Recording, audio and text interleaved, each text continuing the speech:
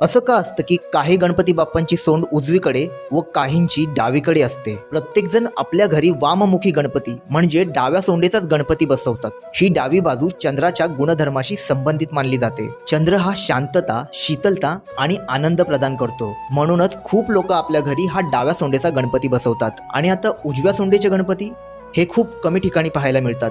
याच उजव्या सोंडेच्या गणपतींना सिद्धिविनायक असे म्हटले जाते. सिद्धी म्हणजे गणरायाची एक धर्मपत्नी, जी गणरायाच्या बाजूला बसलेली आपल्याला पाहायला मिळते आणि म्हणूनच या गणपतीला सिद्धिविनायक गणपती असं म्हटलं जातं.